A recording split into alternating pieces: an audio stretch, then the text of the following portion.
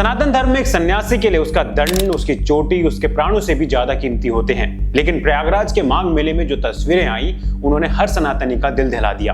आरोप है कि पुलिस ने न सिर्फ शंकराचार्य का रास्ता रोका, बल्कि उनके शिष्यों को शिखा पकड़कर खींचा और उनमें बूटों से रौंदा। लेकिन सिक्के का एक दूसरा पहलू यह भी है कि जहां 5 करोड़ लोगों का जनसैलाब उमड़ा हो, वहां पालकी ले जाने की जिद करना क्या ठीक था? क्या ये संतों का अपमान है या प्रशासन की बदइंतजामी? और उस नोटिस का सच क्या है जो इस झड़प के ठीक बाद शंकराचार्य को थमा दिया गया? आज हम इस पूरे मामले को लेकर विस्तार से चर्चा करेंगे और जानेंगे कि सच क्या है।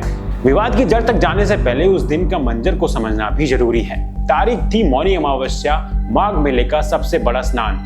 संगम तट पर करीब 5 करोड़ श्रद्धालु मौजूद थे। शंकराचार्य स्वामी अविमुक्तेश्वरानंद अपनी परंपरा के अनुसार पालकी के साथ संगम नोज की तरफ बढ़ रहे थे, लेकिन पुलिस ने उन्हें रोक दिया। पुलिस का तर्क साफ था, आगे पैर रखने की जगह नहीं है, पालकी अंदर नहीं जा सकती। बस यहीं से बात बिगड़ गई। शंकराचार्य अपनी जिद पर अड़ गए। जब शिष्यों ने बैरिकेड हटाने की कोशिश की तो धक्का मुक्की शुरू हो गई। शंकराचार्य पक्ष का आरोप है कि पुलिस ने मर्यादा लांघ दी, शिष्यों के साथ अभद्रता हुई और जब वे इसके विरोध पर धरने पर बैठे तो प्रशासन ने जलती आग में घी डालने का काम किया, उन्हें एक नोटिस थमाकर। अब यहाँ एक बड़ा सवाल उठता है, जब पुलिस उन्हें पालकी के साथ जाने से मना कर रही थी, क्या वे तब पैदल नहीं जा सकते थे? क्या ये उनका अहंकार था?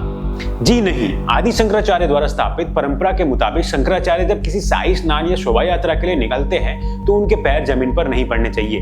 ये प्रोटोकॉल उस व्यक्ति का नहीं बल्कि उस पद की गरिमा का होता है, ठीक वैसे ही जैसे राष्ट्रपति के लिए एक प्रोटोकॉल होता है। लेकिन दोस्तों, स्वामी अविमुक्तेश्वरानंद का विवादों और प्रशासन से टकराव का ये किस्सा नया नहीं है। आज की इस घटना ने 2015 के उस काली रात की यादें ताजा कर दी जब उत्तर प्रदेश में अखिलेश यादव की सरकार थी।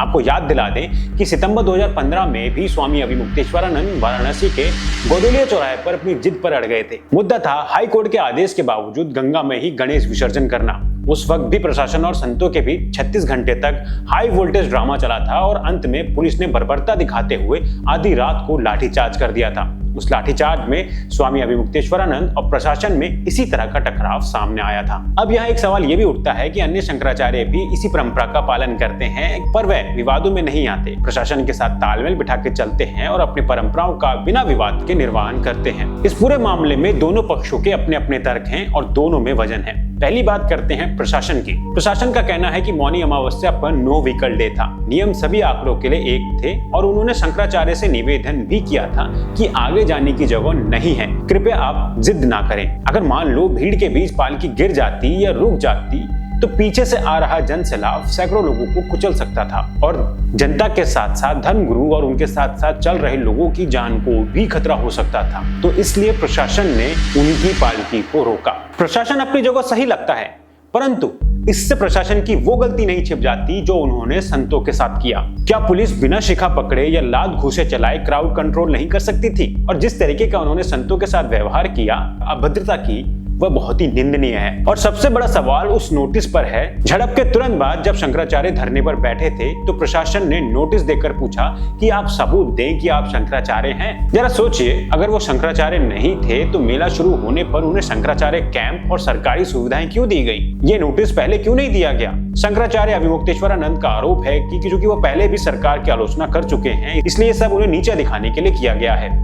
और शंकराचार्य का यह भी कहना है कि अगर मुख्यमंत्री उनसे आके क्षमा मांगे तो वह उन्हें क्षमा कर देंगे, जैसे उन्होंने अखिलेश यादव को किया था। आपकी इस मुद्दे पर क्या विचार हैं? कमेंट सेक्शन खुला है, अपने विचार जरूर रखिएगा।